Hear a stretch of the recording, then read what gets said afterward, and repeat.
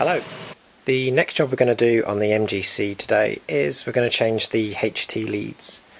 As you can see, there are two different colours of HT leads on there at the moment. That's because the red ones, which is applied by Power Spark, are a bag of crap. Just the simple use of it and pulling them out, they snap. And the green ones have been on there for years, so they're the ones I had in reserve. So today we're going to change them to a new make, all one colour. They're all going to be red as well, but they're from Accu Spark. The other issue with the Power Spark is the size of the leads just are appalling, and they just looks like they're just being measured by random. So we're going to try and pretty them up a little bit. So this is the new set of HT leads we've got, and if you've never changed HT leads before, it can be a little bit daunting, especially when you've got something like this, which is a 6-cylinder or even a V8, where you get obviously 9 different leads. I start off by laying them down just so you can tell the sizes, and one key thing to note is out of all of the leads, one of them will be slightly different. So this one here is the one that goes from the coil to the distributor, and then we have the type which go from the distributor to the spark. So that's why they've got the 90 degrees, whereas the coil to the distributor has got 2 straight connectors. So it's a simple case of just doing it methodically.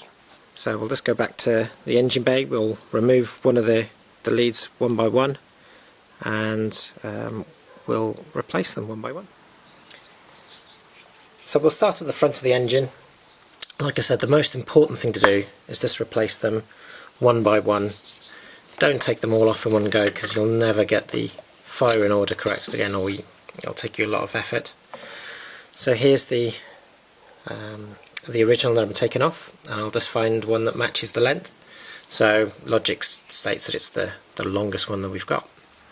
So laying down the one that I've just taken off the engine to our new leads, it's actually quite a good match. Now the green ones were quite good quality and cut really well, and you can see it matches identically to the largest one I've got from the Accu Spark new supply. So I'll fit this one now in place of this one and do them one by one, and we'll see what we get at the end of it. So there's the first lead, the new lead on, and what we'll do now is just take the next one off in the row, and we'll continue that way all the way down the cylinders until we have a full set of new leads. To give you an example of just how much better the new set that I've bought are, this cable, which is the new one, this HT lead, is going to replace this one, and you can see the difference in the length. It's just astonishing. I think Power Spark, who made these, I don't think I've ever seen an MGC, and I think they've probably just guessed the length. It was really, really bad, whereas these ones are just fitting so much better. The main issue with the leads that were on the car is they just have no strength, and they snap very, very easy. So there we go, and they just shouldn't snap that easy. And what was actually happening was, as you were pulling them off the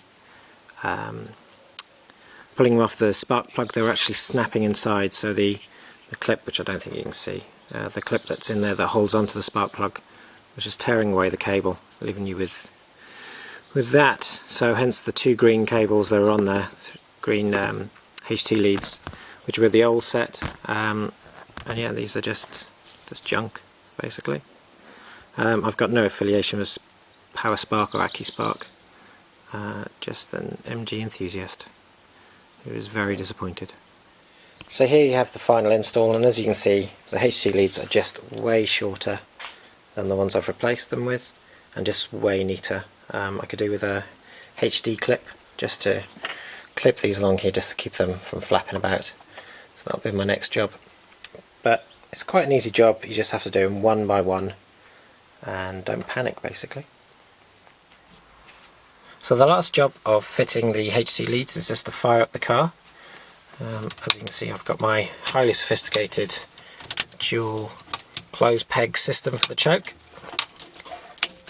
and there's the click of the oil pressure.